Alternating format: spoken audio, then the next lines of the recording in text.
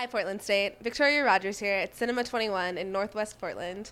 We're attending the premiere of Guilty Except for Insanity, a local documentary directed by Jan Haaken. I've been told that I hit the guy that I was working with, but I can't, in my mind, process that. I'm Jan Haaken, a clinical psychologist and documentary filmmaker, as well as professor emeritus here at Portland State University.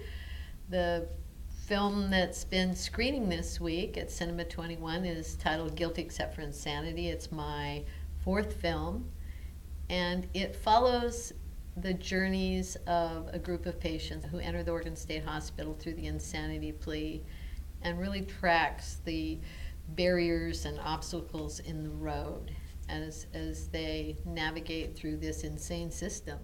In the fall of 2008, a group of my students went down to the Oregon State Hospital for a field trip. And the hospital has been in the news a lot for years, and in a perpetual state of crisis. And we went down to find out what was going on there. Part of what we found in doing our first look at the crisis at the hospital was that some of the news coverage of the crises there had actually seemed to have perpetuated or exacerbated the very problem the media was trying to cover. Typically, it focuses on one person who is escaping or a violent incident on the wards, and what happens is that these fairly low-frequency events become seen as the norm. We went into this wanting to tell a different story about the hospital than the one that has been circulating in the media.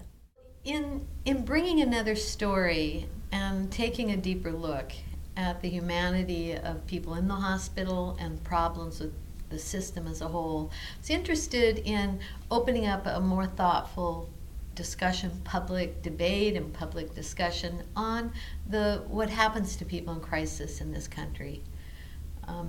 As it turns out, the safety net for people who are vulnerable or in crisis for various reasons is pretty raggedy. And so often when their lives are falling apart or are running out of resources, their first encounter with the system is the police.